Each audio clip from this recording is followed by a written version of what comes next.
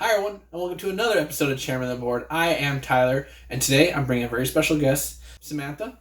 Hello.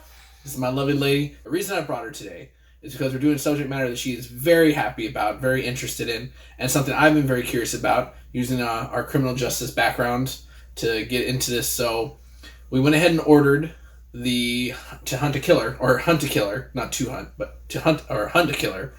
And we opened up the box today, and so we're checking it out. So right off the bat, this is the clues right here for the crime. Yes. From my understanding, it's a 6-piece episode. So every month, for the next 6 months, we're going to get a piece of the puzzle, and it will lead us to who the criminal is. So I believe the first episode is the weapon.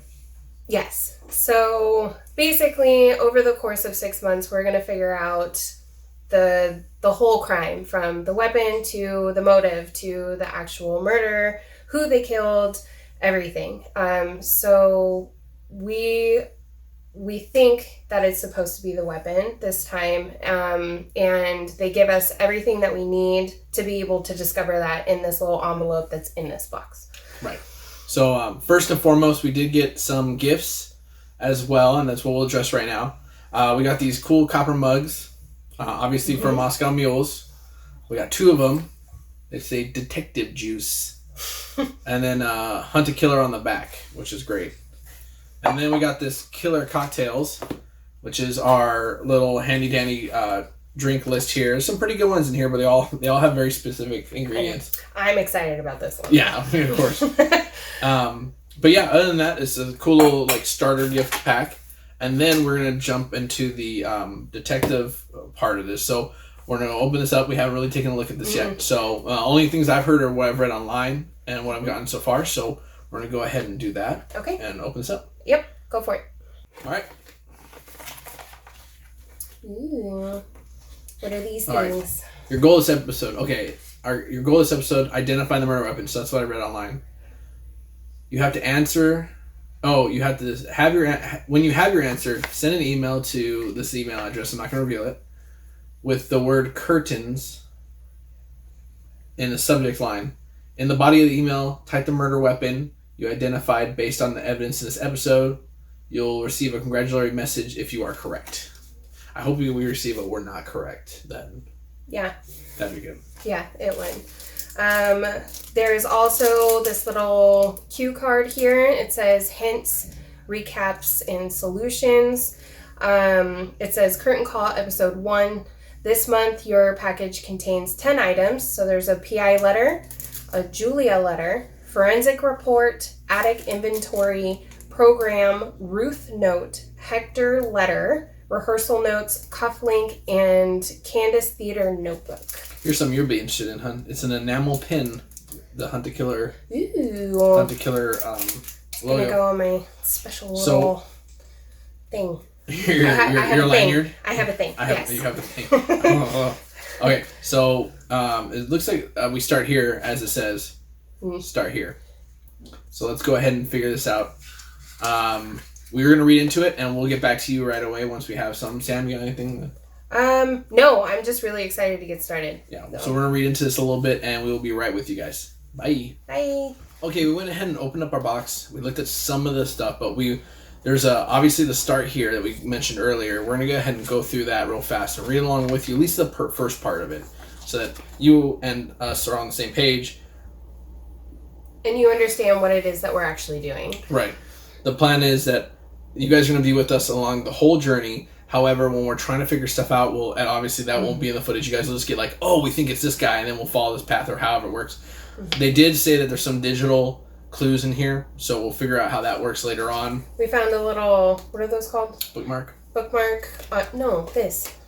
Oh, a QR code. On the back of the bookmark that tells us all what we should have in our envelope. So this might have something to do with it, and we'll find that out later. Yeah, and what's great is there was also this little notebook that Sam cracked open, and it has it's the Cadence Theatre, established in 1928, which I'm assuming this is a big clue. And in there it has theater and music jargon. For those who don't know, it's pretty accurate. As someone who has a BA in theater, it's pretty accurate. Some of the terms are not 100% right. No, I mean different theaters do different terms and different. I mean we're on 2 different coasts. I'm sure New York has some different terms for different things, but for the most part it's pretty right on. I'm gonna trust his judgment on this one because I have no idea. But that being said, this is mostly a notebook though, because most of the pages are blank except for the very beginning. But let's go ahead and jump into this. Welcome, detectives, and congratulations on joining a community of tens of thousands of detectives across the globe. Hunt a Killer is an interactive experience that is completely unique, like being transported to a TV show with items you can touch and secrets you can uncover. This experience is episodic. Think of each box as a new episode, building on the one before it and adding... You okay? Yep. And adding more to the story. You will conduct an investigation, establish means, motives, opportunity, and search for connections as you work towards the gripping finale. After each episode, you should be able to eliminate at least one suspect. To do this, you need to examine the evidence from each episode and cross-reference from the past ones to put the pieces together of what happened that night and why. Good luck. First step, and I'm going to read this with you guys too because it's good to know it beforehand. Mm-hmm. First step is dedicate an investigation space. So that's what we got. We cleared off our storage kitchen table for our investigation, which we had planned on before. That in itself was a feat. Step 2 is your detective juice. I'm just kidding. It's not step, but I know she's ready. And then gather your supplies. So corkboard, highlighter, notepad, binder, red string. Did they give us red string? No, does it really say corkboard in there? Because I was thinking about doing that before we even opened this. See? Maybe it has. I knew it. It's corkboard, binder, red string, etc. Or order a murder board kit from Hunt a Killer. I did see this from their website. There was a murder board kit, and I think it has all that stuff that they just mentioned.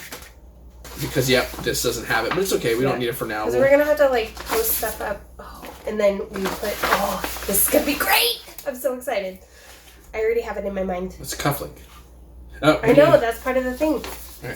So I'm not gonna rip this. I'm gonna place this aside. I think that has to get mailed out later on. Wait, stop digging. I'm sorry. Okay. Join the forum and official Hunt a Killer Facebook page. I have already liked that, so I think that's what we did for that. But we'll join a forum later. Keep everything found inside the box. Consult your inventory card to ensure all items are present. So let's go ahead and do that with you guys real fast. So, hun, go through them. All right. So with our 10 items, we're supposed to have a PI letter. Hello, investigator. I think that's it. Great. A Julia letter. Hello, Julia. Yep, that's Julia. Forensic report. Official documents. I think that might be it. This is sealed. I know. Don't open it yet because it's forensics. You're not supposed to touch that stuff yet until you're ready. Okay. Attic inventory. Probably it's handwritten. Listen, who wrote this? They have some decent cursive. Oh, this is gonna be difficult as hell. Oh, this is what I wanted. This is stage manager's note. I know that. Oh. I can tell by the notes. Wow. This is a call. It's a Q to Q. Okay, great. So the attic inventory. I bet it's in here because this is all the official documents. So they need to have all that stuff in there. A program, which is right there for the Cadence Theatre. Ruth note. Oh, look, they have such shitty actors. Oh, it's like Clue, only a real. It is. Wait, no, who the culprit is? Clue, which he just played for the first time not too long ago and loved it. Yeah, I almost beat it twice, but we got beat. Thanks a lot, Angelica. Kevin, she's not allowed to come over anymore. She was too good. So who's that from? This is from Hector to Ira. Okay, so that's a Hector letter. So we need the Ruth note. It's a note, so that's probably that. What's this? Ruth. Rehearsal notes. Are you check marking these? No, I don't need to. I'm going in order. Yeah, rehearsal notes. Q to Q. Cufflink. Cufflink. And murder weapon. Cadence. Get out of here. Cadence Theatre notebook. So there's that. That's it. Yes, there's that. Okay, we got it all. Okay, so we're gonna jump into this. We will talk to you guys in a little bit and give you some update. But right now, we're just going to try to lay our evidence out. We want to open this with them in here. Yeah. We'll open this up with you guys, and then we are going to. It's ever so slightly sealed, so we won't rip it. Ah, there you go. Perfect. What if it's a bomb and I just died? Well, if you died, then I died. It's sitting right next to you. It's a police report. Okay. So was that the forensic report, probably, right? Yeah. Oh no, forensics report. There it is. Midtown South Precinct. Midtown South Precinct. Okay. Didn't have a number on the precinct. This is a copy. So it's not the original. Maybe that's important to know. Oh yeah. And oh God. There we go. All right. Well, it's showing us where the injuries were. Okay. Yep. We're gonna get into this. We'll give you guys an update once we figure out something to tell you. Mm-hmm. But until then, let's just go ahead and do this, huh? I don't even know. This is my first time, so. What? First time doing this? Mine too. I mean. You meant the videos? Yeah. Oh, yeah. So we'll get back to you guys shortly. Okay. Bye. Okay, everyone. So we dove in right away. Mm-hmm. Being who we are, we were foolish enough to immediately jump to the police report and start reading the police report. But it was an itemized list of what was discovered in the investigation grid, but it was only the 1/6 of the grid itself. We realized we should read the letter for the investigator first, so we went ahead and did that. And that was right here for Gray Investigations. This is the PI who, basically in this letter, they outsource this project to us. Mm-hmm. We're the investigators. So what we're doing is we're going to investigate. We're taking on this case because this person, Gray, Michelle Gray, is busy. And that's the storyline they're setting up. So we're taking care of that. But she pointed us to the way of Julie Adler. Fun little theater note on that. Stella Adler is a very famous name in the theater community as a great teacher and actress, and the fact that as soon as they said Adler, I was like, oh, well, it has to be like they're gonna hint to that, but I think it was just a subtle nod to the theater community for that one. So essentially, what we got from this letter, and to fill you guys in on the crime itself, is that there was a murder, but it's a cold case, and this has been sitting there for 80 years. Yes. So what happened is. Julia Adler, who is the owner and operator of the theater, was tight on money, so she was going through the attic to sell some wardrobe costumes for whatever, because people buy old costumes all the time for Art Deco events, and that's the era that they were aiming for. She's going through the trunks, and she found a mummified corpse in the trunk, which initially she thought was like a prop until the smell. Right. Mm-hmm. So once she figured that out, she called the police. The police investigated. They can't come up with anything. It's becoming a cold case. But Julia feels like this has to be resolved because they found out that the missing body was a legendary actress over time, and it was Viola Vane. Mm-hmm. And she was a really big actress during the Great Depression. Yes. So apparently, right now, this takes place now in this court world. Yes. However, we're going on a cold case that's 80 years old. Mm-hmm. So that kind of makes more sense because we're like, are we supposed to pretend like we're way back in the day? You know, so yeah. Well, the reason why we also know that this case we're investigating it now during our time is that they make a subtle reference to the Broadway show Hamlet throughout this letter. So we know that a lot of time has passed, but she wants us to investigate what actually happened because the cops just didn't really care at the time. It's probably nothing. Sorry, talk over you. Uh-huh. I love you. Uh-huh.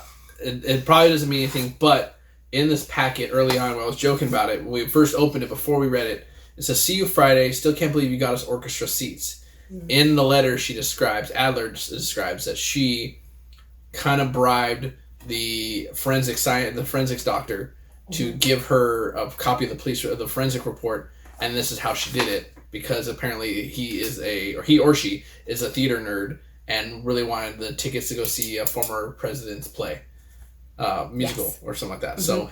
So, or hip hop musical, whatever the words they were used. Mm-hmm.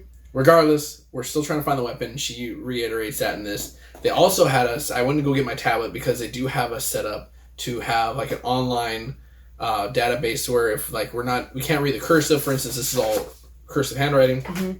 We can find it in here, as well as other stuff is broken down in here. So we can find important stuff. There's also one that says show tune playlist, which I feel might be important.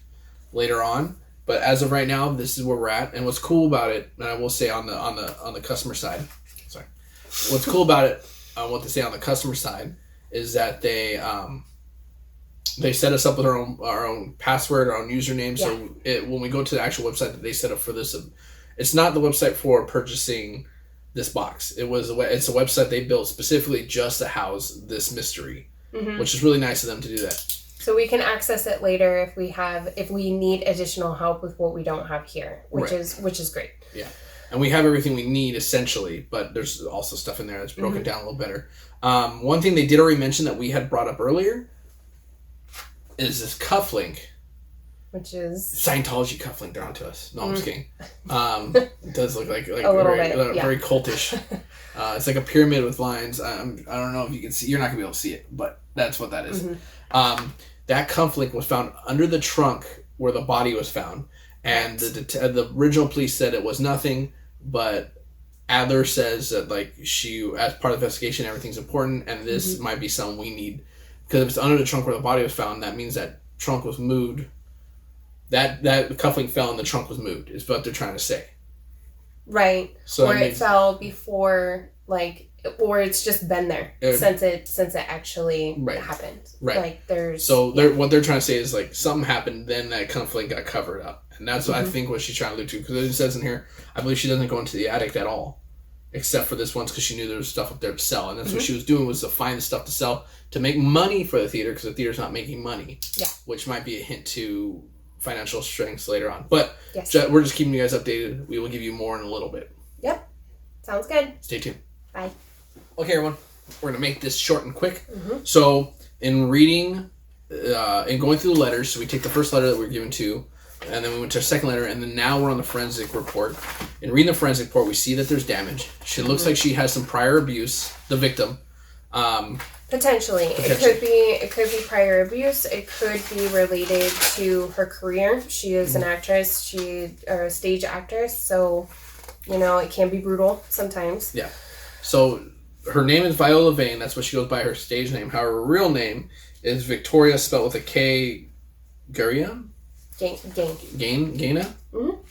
So, born 3/16. That's our anniversary. No, you wrote it down wrong. It's not. It's June. It's June. That's right. I was like, wait a second. That's our anniversary. All right, June 16, 1911. That's when she was born.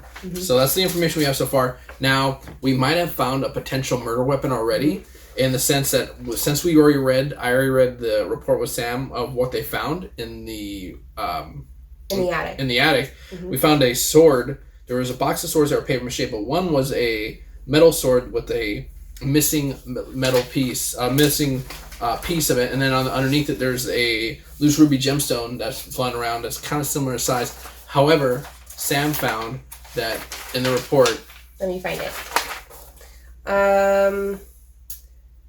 That X-rays had indicated that there was a foreign body that was lodged into the cranial bone that revealed to be a ruby. Just about the same size as the opening of this sword that was found that was damaged. So the handle of the sword might have been used to hit the head. We will keep you updated as we go, but that's what we found so far, is that the hilt of the sword could still sheath inside this, or still in the sheath, but it might have been used to hit her in the head. Yep. So stay tuned. We're going to keep on going. Yes. All right, everyone. So we're deep in thought. I think we've been at this for at least 2 hours. At least 2 hours now. But we have came up with what we think is the weapon. So since that's what this topic is about right now, we'll discuss that really quick. Because Samantha and I, being who we are, she grabbed a forensic report and started reading. I grabbed the police report and started reading before we read the letters, as we mentioned earlier. So now we've kind of figured out what's going on and where things are at.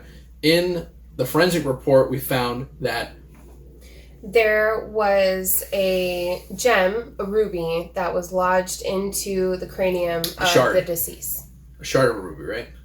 No, it was the actual. Okay. It was the actual gem, but there were shards of bone that were left in the brain. So essentially, blunt force trauma. There was a gem that was left behind, and with certain dimensions. that fit. What I found with the hilt of the sword that was missing a ruby or missing a gem, and there was a fragment of a ruby left behind that they had found with part of the dimensions. So the fact is that we believe, which we will test shortly here, that she was killed upstairs, she was injured upstairs. No, we don't quite know where because it's just the weapon now, because there's no evidence to suggest that she was actually killed in the attic. So but it was now blunt force trauma to the head with the hilt of the sword, the prop metal sword that was found in there. But we do know that she was killed with this object and then immediately placed into this trunk, which she stayed for 30 years. Yeah, so 80 years. 80, that's right. Sorry, 80 years. Because she was bleeding still once placed inside, which doesn't mean she was necessarily dead. And she had defensive wounds on her arms. They were on her wrists, so she must have put her hands up like this. Stereotypical, defense wounds. Yes. Once again, with these things, it's not just the weapon. They give you clues to the whole story. Yeah. And so we've been digging. Samantha and I. So we actually read the playbill, which gave us some huge clues. But this letter came from Hector, who's one of the leads opposite of the deceased Viola. And so we read this letter, and then Samantha to the director, and Samantha and I were kind of going over it, and basically within the letter it talks about how Viola disappears in this letter. Now this letter is dated December 25th, 1934, and they talk about how Viola disappeared and they don't know where she went, and that's kind of assumed that she's been missing at least from this point on. There's also a letter in here, a very brief one, from a woman named Ruth Erickson, which we found out in the program that she is the wife of the producer of this, who is George Erickson. Her letter basically states, do not let Viola be the part of this play at all. Now, this letter is dated September 2nd, 1934. So now we have a period of 3 months between it being stated, don't let her be a part of it, and then all of a sudden... What's the September, right? Yeah, because you said December. Yeah. I said September. Okay. Yeah. So there's a total of 3 months. Right. That she was there, now she's not. But the program... There's some information in here.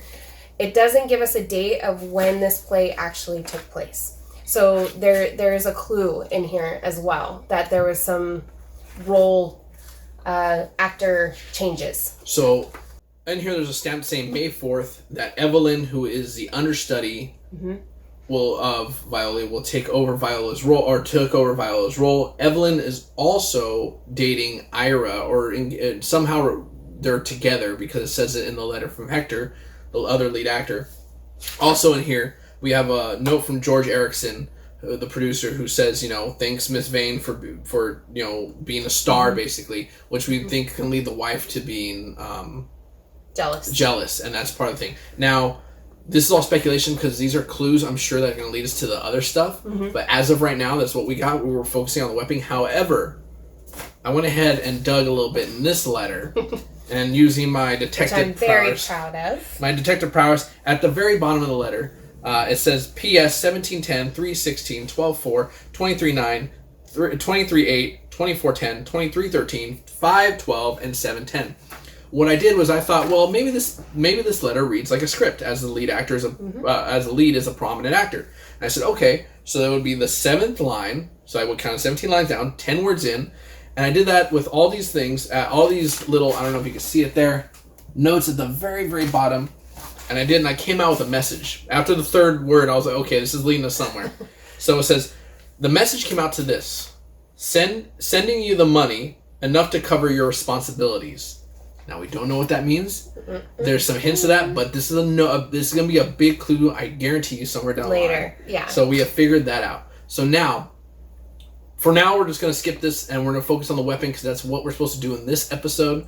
I think we kind of jumped ahead a little bit. Being who we are, we took every clue we can and ran with it. But that's okay because we're kind of like set up for the next one, which we will get the cork board set up so you guys can see, and we'll take pictures and share it with you. However, right now I'm going to jump and submit what we think is the weapon, what we come up with, because there's no more clues, and we've literally read every single clue in here and took it apart, and this is what we came up with. So we're going to read the clues. We'll get back to you and tell you what we got with the results in a moment here. All right. So we went ahead and double-checked all our evidence. Once again, we're going to, just for right now, are going to focus on the murder weapon. We totally went off on a tangent and getting ahead of ourselves because I'm proud of deciphering the clue. No, that's true. That was pretty awesome. But we're not even close to getting all the information that we actually need because we need 5 more boxes. Right. So I think we need to slow down a little bit. However, Samantha had a good point.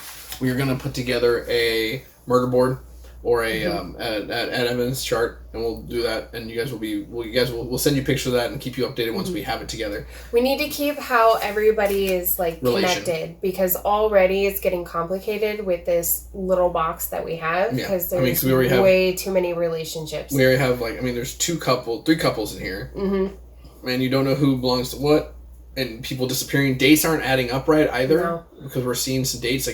Like I said, theater, as a theater major, there's some things that don't make sense. Like I was explaining to Samantha, some things they didn't allude to in here, like the fact that usually in a program that's self-written, so an actor will actually write their own bio in the playbill, and it's always in the third person. So you read some of these, and some people are really, really full of themselves. However, we noticed Viola and Hector both wrote how much they love the fact that they're starring opposite each other. What I feel my instinct is going on this one is that those that put so much out, that they're so much in love, that there is a lot going on behind closed doors that we don't know about.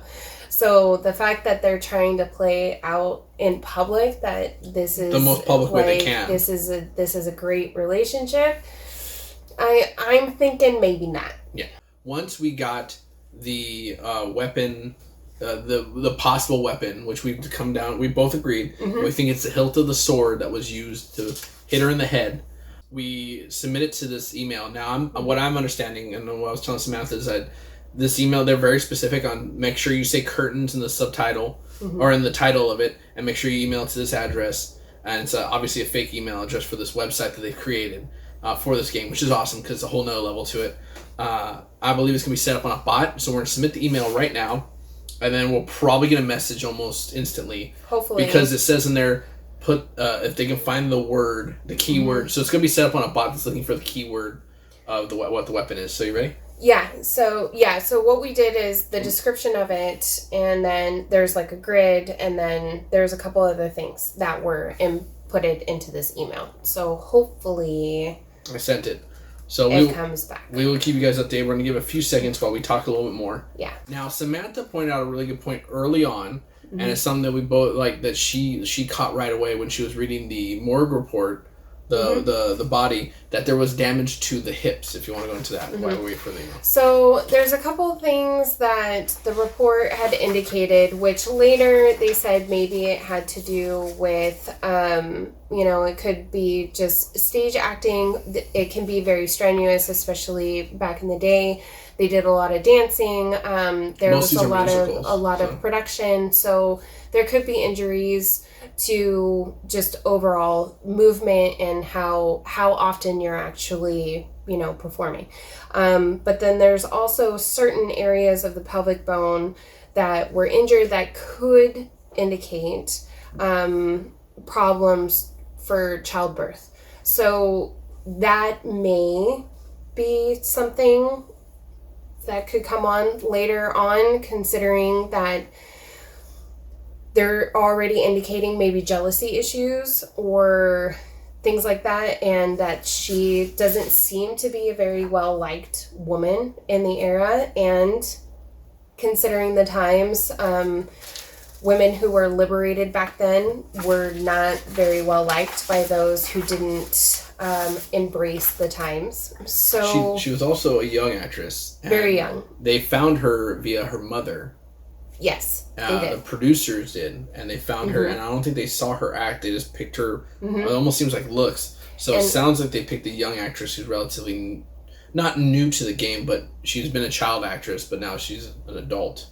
Right. And if we're kind of going off of that, if this is real and they're showing these pictures that we have in the program for this play, Viola is a very attractive woman, very attractive young woman who could, you know, for those who like Evelyn, who is the producer's wife. No. Evelyn is the director's significant other. We haven't got to that part yet. So she, in her bio, it's that she's kind of a country girl. Yeah. And this is kind of her first round in the big break. city. Yeah, her first break. While everybody else is very well established. So there's possible motive there. Yeah, there's a lot going on.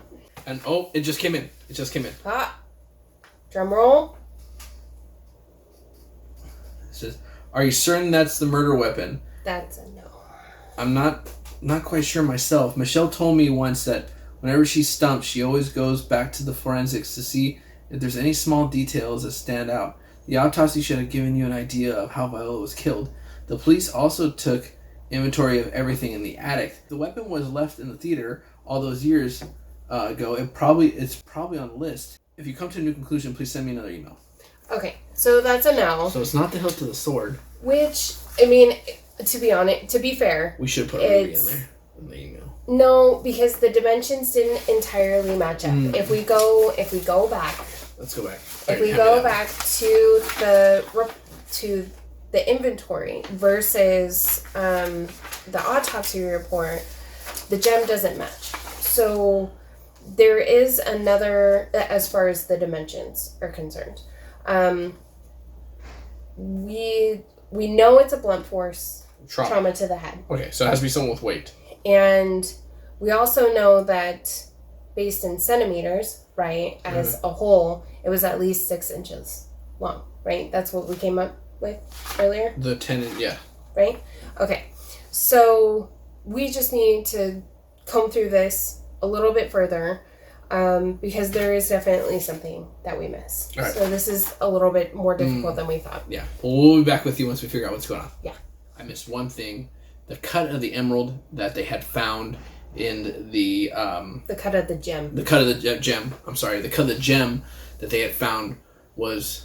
How do you pronounce it? Klobuchar? I think it's cabochon. Cabochon cut. And the hilt of the sword that we were suing had an emerald cut. And I reread that and I was like, shit, that's where I messed up. However, we did find something that was missing one gem, and it has that cut, and that was the cane that they have in there. There's a cane and the diameter almost matched up for the depth, but that can be explained by the hit. No, actually, the dimensions are completely the same. Oh, are they? Yeah, so, because it's the actual inlay of the gem is how the gem would fit perfectly into that, and it states that there is one gem missing. So that is... we're assuming that's our weapon. Yeah. Now that we have that kind of figured out, I went ahead and resent the email. My mistake. I'm usually very good at detail. That makes me more mad that I guessed wrong. But the thing is, though, is that this is actually proving to us that this is just a little bit more difficult than we anticipated it to be, which is great because we wanted something challenging, and it's actually putting our wits to test. And then, we're not the smartest people in the world. So... Yeah. I'm not putting that on you. I'm putting that on me too.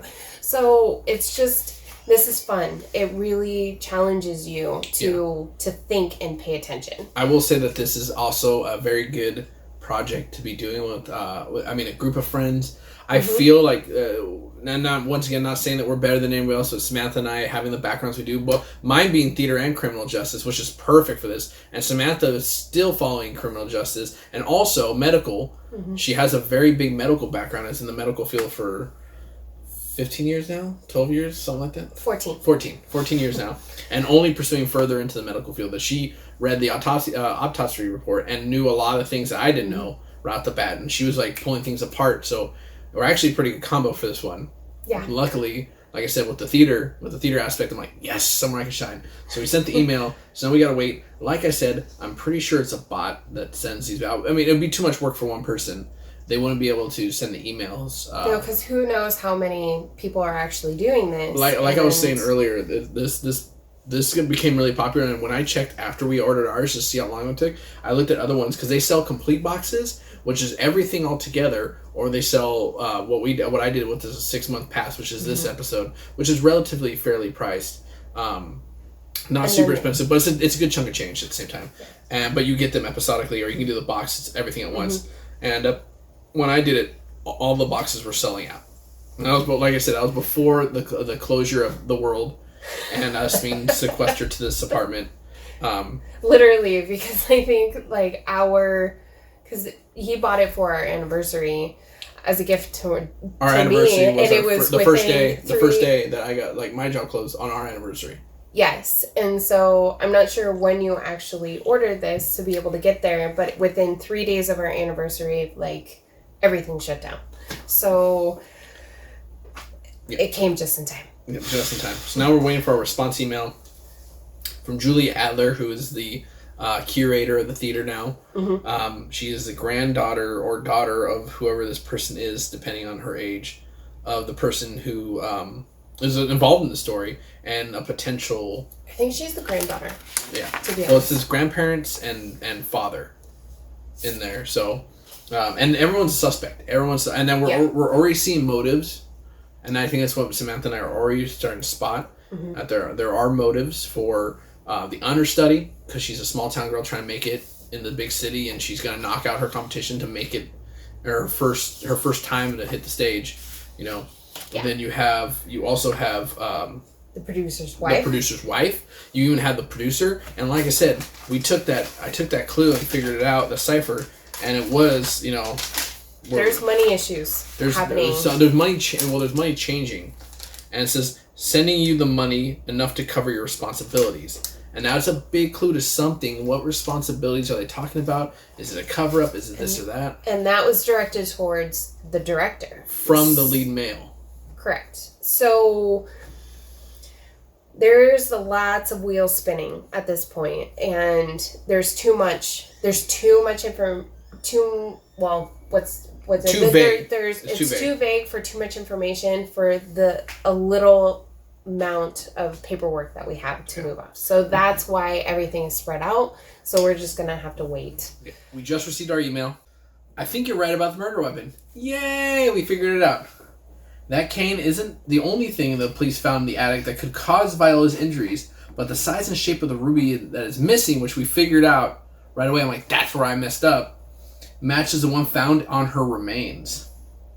If I remember correctly, Viola's mother was carrying the cane, matching the description on the day Viola was last seen alive. This seems suspicious, but since the cane was taken away from Olga during the altercation, there's an altercation apparently in the theater. But Olga is also Viola's mom. Since it was taken away during the altercation in the theater, anyone who has been there for a time could have used it to kill Viola. Unfortunately, that includes both my grandparents. Ooh.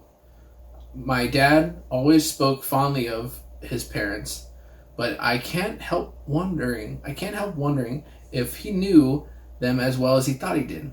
Maybe one of them went to the grave carrying a secret that they never thought anyone would discover. It's been bad enough knowing poor Viola was lying there alone for all those years, just waiting for someone to find her. I hate the thought of that. After hiding her body up there, someone went on with their life as if nothing ever happened. Even more than that, I hate knowing that the killer is still getting away with it more than 80 years later. Whoever's responsible, I want to set the record straight. Viola deserves that much at least.